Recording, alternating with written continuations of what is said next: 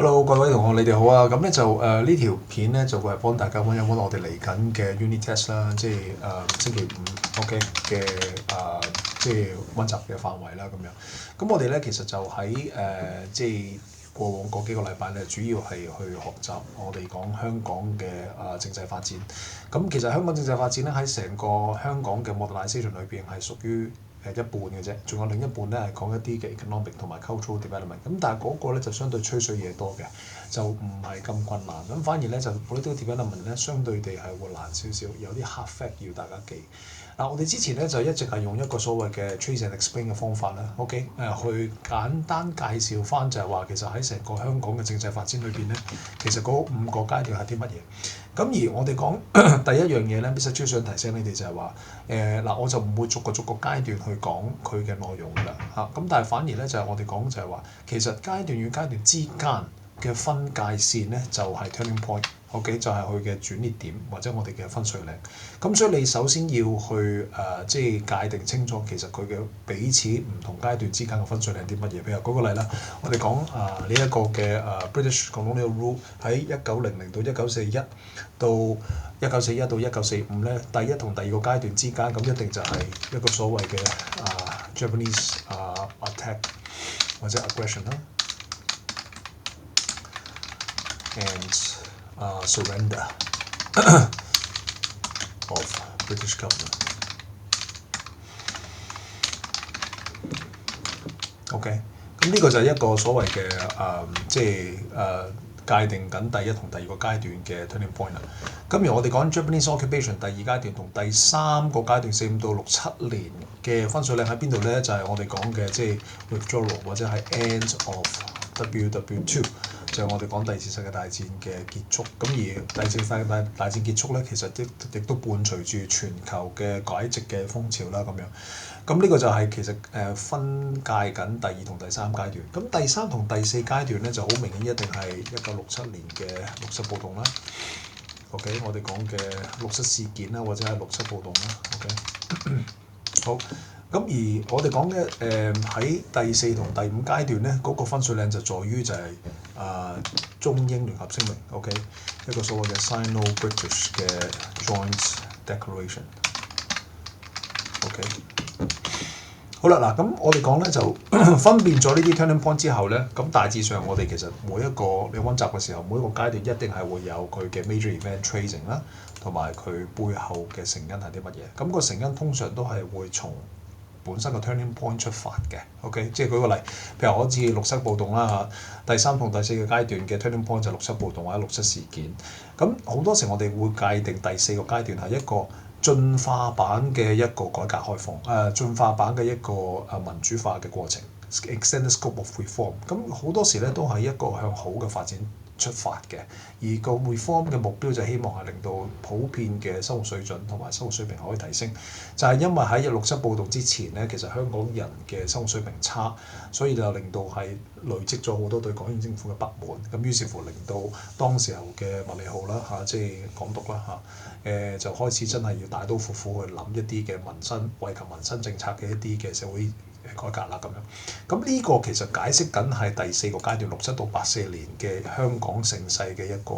development 嚟嘅。咁所以我哋講咧好多時 explain 咧，其實個策略咧係從個 turning point 入手咧係容易啲去歸納到一啲嘅出發點嘅。不過就唔係全部 turning point 只係其中一個出發點切入點啫。但係其實我哋再有一啲嘅進一步嘅一啲 factor 咧，其實都係去翻左手邊就講嗰4個嘅唔同嘅 perspective。China factor、British factor、local factor 同埋 international factor。只不過整體上，如果你去針對 trace and explain 呢種嘅題型，無論係 theme A 或者 theme B 都好咧，諗唔到 explain 個 part，就試下諗個 turning point 有冇一啲係喺 turning point 裏邊延伸出嚟嘅 factor。一定係 turning point 嗰度咧係可以大做文章嘅，得唔得？呢個咧就係其中一個想大家喺題型上有少少嘅提醒啦咁樣。好啦，嗱咁呢份筆記咧，其實就會仔細去講翻由第6頁開始由第6頁開始到打後咧，就仔細講翻5個階段裏邊嘅 summary 啦，即係 trace 啦，同埋我哋講嘅 explain 就即係講嘅reason for the changes。咁其實每一個階段咧都會有一個額外嘅注腳，就係 past season major characteristics，即係本身喺呢個階段裏邊嘅政制發展有啲乜嘢嘅特徵。咁呢個其實大家都需要溫嘅，即係如果真係 just in case 嗰條問題佢唔問你 trace 亦都唔問你 explain，佢係一啲簡單嘅 DB 嘅 question，係問你 characteristics 嘅話咧，有一啲嘅內容咧應該對大家會有啲幫助，得唔得？咁呢個咧我就唔仔細去詳細講㗎啦，咁需要大家咧就翻去喺呢個 weekend 或者喺星期五之前咧係可以翻去慢慢去溫習嘅5個階段。每個階段嘅 event 同埋 explain 同埋 characteristics。反而咧，我係想喺呢條片裏邊咧，第二部分咧，以下落嚟係咧，想講多少少個 factor 呢一 part。我哋咧其實呢個其實亦都係斟酌緊嗰個 explain 嘅。OK， 因為咧好多時喺我哋堂上，無論係你哋嘅 presentation 又好啦，或者我哋堂上去做一啲分析嘅話咧，其實好多時因為 lesson notes 咧好多時都係建基於個 data， 建基於個 source， 咁所以其實真係我哋未必有一個好完整、好全面嘅一個 coverage 嘅，所以咧可能咧你暫時咧會學得比較零碎啲、鬆散啲。咁而家我哋咧就一次過就希望可以有一個歸納先。如果係從 factor 從影響香港政制發展嘅 factor 入手嘅話咧，呢4個 factor 裏邊咧 essay 就好中意出就係話某一個 factor 係咪最重要？問你同唔同意？舉個例，好多時 China factor is the most essential affecting Hong Kong's political development。OK， 通常都係嗰啲字㗎啦，係嘛 ？most essential 啊 ，most critical 啊 ，critical 呢幾年唔知點解係出得少啲嘅，或者 most important 呢啲咁嘅字啦，或者 major factor 咁呢啲咁嘅字就一定係會常見嘅，係嘛？即係跟住之後咧就問你係 agree 定係唔 agree 啦通常係即係問你嘅 to what extent 或者係個 stance 啦咁樣。咁反而咧，你一見到呢一類題型咧，一定係會知道啦要比較啊嘛，係嘛？即係比較唔同 factor 之間嘅重要性，跟住用 criteria 啊嘛，係咪？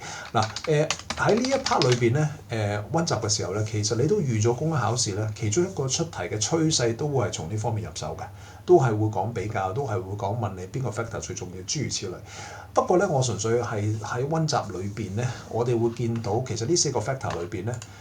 基本上都係清一色係會覺得 China factor 係最重要嘅 ，OK？China factor 係最重要，唔係話我哋講其他 factor 唔重要，不過就相對地難拗啲咁多相對地難拗啲咁多。始終香港係一個非主權嘅地區，咁坦白講咧，成日好多時我哋講即係中國作為一個宗主國咧，其實佢發揮嘅影響力一定係最 predominant。只不過呢個 China factor 其實我哋講緊個國家 ，OK？定還是係講緊一個 people 咧 ，OK？ 咁呢個可能咧，係有得喺 essay 裏邊有得發揮嘅。即係如果我哋講 Chinese culture 或者係 Hong Kong Chinese people 幾個議員嘅話，其實某程度上都可以講當係一個 China factor。例如，譬如話我哋講喺6·7暴動即係或者6·7事件咧，好多時係會同呢個文化大革命係有一定嘅關係嘅，因為當時候我哋講即係我喺呢度拆開講少少先啦。我哋講嘅1967事件好多時其實係 correlated to 嗰個 cultural revolution in mainland China。咁呢一個 cultural revolution 咧，你其實係一個 political struggle 嘅，或者 political campaign。OK。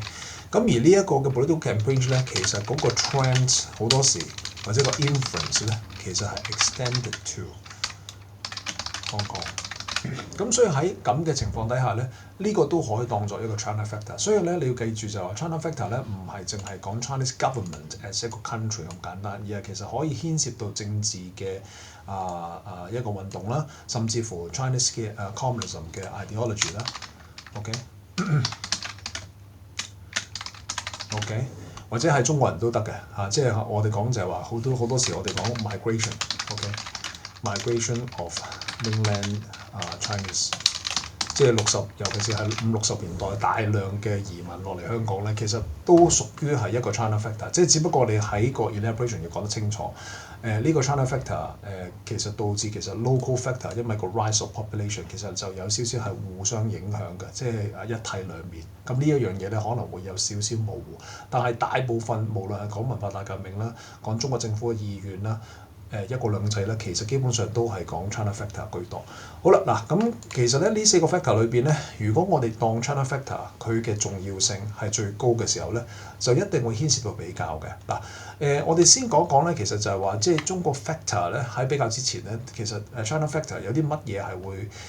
即係令到影響緊香港嘅政制發展。你要記住係政制發展。嗱首先咧不嬲咧，我哋講香港嘅中國即係第一個 point 喺筆記裏邊寫嘅就係、通常香港嘅 Hong Kong Chinese 嘅 political participation 係好弱嘅 ，used to be limited 嘅即係我哋講嘅 political participation， 即係你會見到咧就係以前咧所謂嘅官守議員official members 我哋講嘅official membership。咁官守議員嘅意思咧就係話你喺行政機關 executive council 或者 legislative council，OK，EXCO 同埋呢一個嘅 LegCo，OK，通常都係揾一啲現任政府嘅官員，例如係財政司司長，例如政務司司長 ，OK， 佢哋已經係兼任行政局或者係立法局嘅official member， 咁呢啲我哋叫做官守議員 ，OK， 官守議員 ，OK， 官守。咁但係問題好多時咧，你聽落就係話中國人或者 Hong Kong Chinese 咧，其實佢通常參與嘅渠道多數都唔係官守嘅，因為佢根本就唔係政府官嚟㗎嘛，邊有咁巴閉啊？係咪？大部分都係英國人嚟㗎嘛咁而真係要進入 EXCO 或者 LegCo 嘅話，其實就係用一個所謂嘅 unofficial member， 即係話一個所謂非官守。咁通常非官守就有好大彈性嘅，即係譬如話，就算你唔係政府官員都好啦，你有一定嘅社區名望。譬如話你係一個好有錢嘅企業家，或者你係一個慈善家，甚至乎你係一間學校校長都得㗎。其實即係有時我哋講，總之係社會賢達就可以成為呢個unofficial member。咁因為呢啲其實係 by appointment 啫嘛。OK， 即係其實港督睇得你起你嘅話，就可以直接 appoint 你嘅嘛。咁所以我哋講咧就係話，其實以往咧中國人其實佢能夠參政嘅角色就只係透過一啲所謂嘅 unofficial 嘅membership 喺 LegCo 同埋 EXCO 度咧去表達佢自己對政策嘅意見啦，或者反映中國人嘅意願啦咁樣。咁但係整體上咧，其實喺政府公務員團隊裏邊civil servant 你要記住 civil servant 真係我真係攞正牌，係同政府打工，政府出我人工，無論高級定低級都好，總之我就係政府本身係一個 official member 嚟嘅，係一個 official member 嚟嘅。其實以前咧不嬲都係咩好少嘅，以前不嬲都係好少嘅。咁你見到其實我哋講咧就基本上你由第一個階段開始計，第二、第三，其實頭3個階段咧基本上好少，第4個階段開始多啲，咁但係其實都唔夠第5個階段咁多。咁所以我哋見咧就係話其實尤其是如果係 ever since，OK， 尤其是係 stage 4開始咧，其實China factor 咧係一個好重要嘅出進嘅一個成因嚟嘅，尤其是咧當係佢哋決定咗呢個香港前途，就係中英聯合聲明1984年嘅時候開始講香港前途，就一定到最後要回歸。不過回歸嘅前提就一定係要點㗎？一定係佢而家嘅呢一個所謂嘅 existing 嘅 prosperity 啦 ，prosperity，OK， 同埋 economic growth 係可以得以聆聽啦喂，大佬真係嗰陣時香港係亞洲4小龍嘅 GDP 等於中國嘅整體國家嘅 GDP 喺80年代之前改革開放之前係講緊差唔多係1/4至1/5，好誇張㗎。當年其實香港嘅經濟發展，咁點樣去維係住呢個香港嘅經濟發展係可以喺回歸之後咧都仲可以係繼續咧咁樣？其實於是乎中國政府就開始要諗一個所謂港人治嘅概念一個 Hong Kong people ruling Hong Kong， 所以就有個所謂一國兩制。其實呢一個概念咧，亦都間接觸發咗英國政府咧，係邀請更多嘅本地嘅中國人咧去參政嘅，尤其是係喺最後嘅階段，第5階段就話彭定康有一個更加進取嘅民主化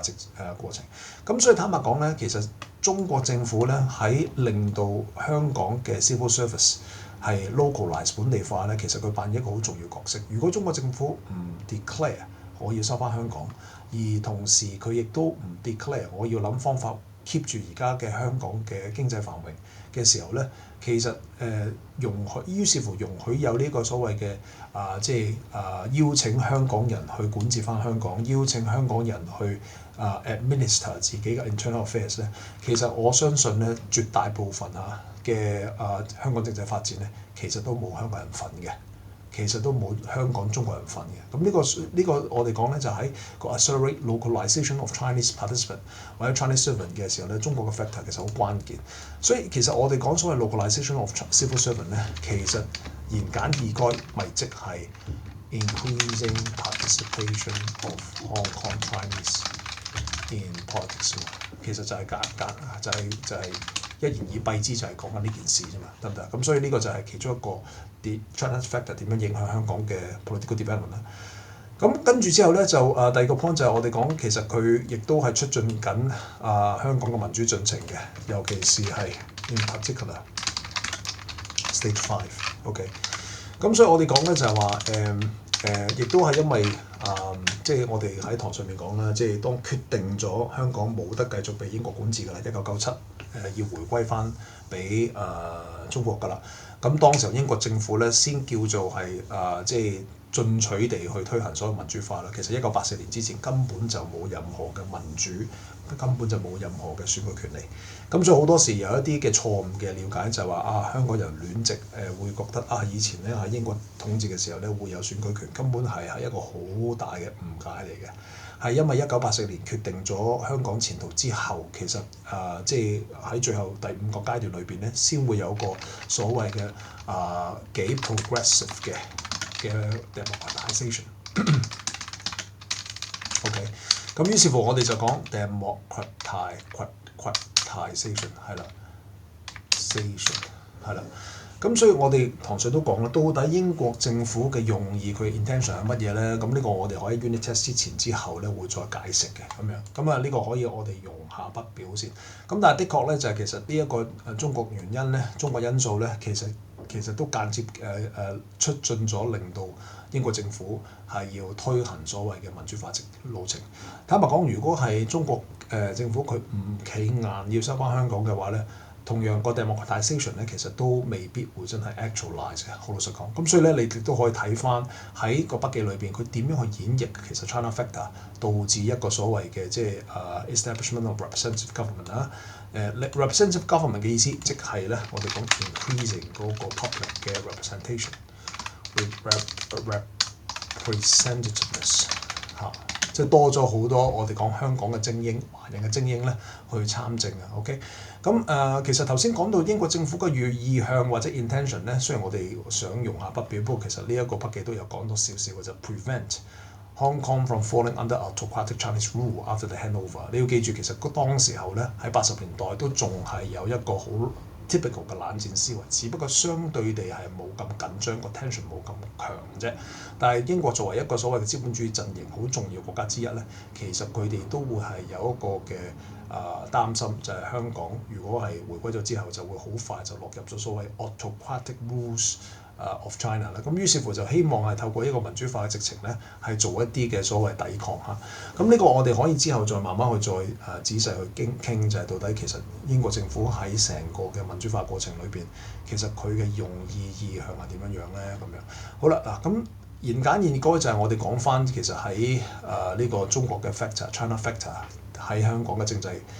發展裏邊咧，其實佢有一個好重要角色嘅。咁第三個咧就係我哋講 influence of development of party politics 嗱。我哋 party politics 咧今日 Amber 同 Corinne present 完之後咧，其實我哋都冇仔細去講嘅，我哋要去到星期4先可以講嘅。嗱，好老實講啦，喺84年之前，我哋係香港冇乜政黨呢個概念嘅，冇一啲所謂嘅 political parties 嘅。有 parties 係其實真係90年代之後先開始有嘅，譬如話我哋而家眼中嘅，即係譬如好似嘅民建聯啦，最 typical 嘅、最大嘅親建制嘅一個政團啦嚇，即係所謂嘅Democratic Alliance and for the Betterment and Progress of Hong Kong DAB。另外一個就係工聯會咧，都係一個相對比較 leftist 嘅一個政黨嚟嘅 Hong Kong Federation of Trade Unions。咁嗱，佢哋嘅出現咧，就係好多時係希望可以有一啲嘅同內地政府嘅一啲嘅或者內地嘅一啲同內地啦有啲嘅政治聯繫啦。咁佢哋就變成咗一個所謂嘅政治陣營。其實咧喺佢哋代表一個所謂左翼陣營嘅同時咧，其實我哋都會有啲所謂 democratic parties 咧，係屬於比較係講typical 嘅 capitalism 或者係一個 democracy 嘅一個政黨嚟嘅。咁如果冇一個 China factor 嘅話咧，其實就變咗香港嘅政黨嘅多元性咧就相對單一啲嘅嚇，即係可能喺當時候嘅港英政府嘅影響底下，因為不嬲一直都係處於一個西方世界嘅文化影響啦，加上80年代之後就會有一啲所謂嘅香港人有好多所謂嘅想參政或者係想有更多民主嘅訴求咧，於是乎其實當時候出嚟嘅一啲政黨，例如匯點啊、民主黨啊，或者我哋講嘅民協啊呢啲咁嘅政黨，其實都係傾向於強調民主、強調權利嘅。咁而因為中國嘅因素咧，亦都係會變咗喺呢個成個政治版圖裏邊咧，會有其他陣營、其他政治立場嘅政黨，例如民建聯、工聯會。所以我哋講咧 China factor 咧，其實都係 influence 緊個 development of party politics。呢個咧，我哋喺星期四嗰堂咧會再講多少少。好啦，嗱咁，但係整體上我哋講咧。如果中國 factor 作為一個最關鍵影響香港政治發展嘅因素嘅話咧，其實我哋就要做比較啦。嗱喺北嘅裏邊咧，如果我哋講咧就係話，首先攞 Britain factor 嚟比較先啦。中國嘅因素同英國因素大家去比咧，好老實講，一定係中國嘅因素最多。喺呢一度嘅咧，我哋講緊就係話，其實好多時咧過去英國政府咧。其實佢對於中國嘅放權嘅意欲係好低嘅，基本上係真係去到第4個階段尾第5個階段開始，佢先叫做有個進取啲嘅民主化過程。你記唔記得第3階段咧，即係打完第2次世界大戰咧，港督呢個所謂嘅推出一個所謂 Young Plan 楊慕琦計劃係 ban 咗㗎嘛，係嘛？就係因為喺嗰個嘅港英政府又或者好多嘅傳統嘅英殖嘅勢力，佢哋會覺得太多權力俾中國人咧，其實對於英國嘅統治殖民嘅管治其實不利。咁所以咧 Young Plan 有嘗試意圖俾多啲嘅權利俾中國人咧，其實就俾 ban 咗嘅。咁所以佢一直咧去到第5個階段先叫做真係會 granting power to Chinese， 以前就一直都好 reluctant 嘅。咁所以我哋講咧，到底英國嘅力量係咪真係咁大咧？其實真係唔係咁大嘅，對於呢個香港嘅政制發展嚟講。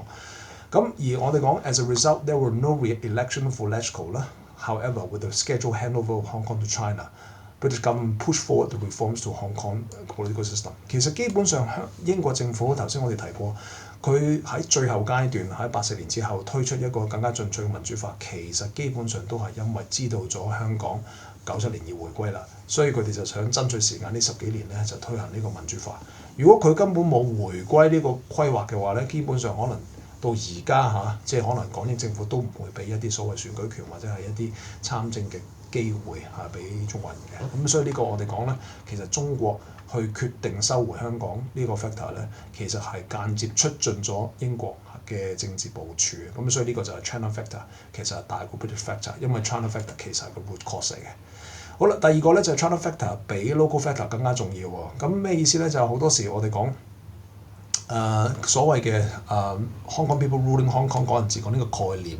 因為其實始終中英其實大家談判嘅時候，英國想 keep 住香港，中國係想收翻香港。咁而家香港本身佢嘅經濟制度、政治制度其實同中國大陸一定係有好南轅北轍嘅分別啊嘛。咁你點樣去 negotiate 咧？中國政府鄧小平佢就會覺得咁其實坦白講，大家政治唔同，大家制度唔同，大家經濟水平都好唔同嘅時候，呢個我知，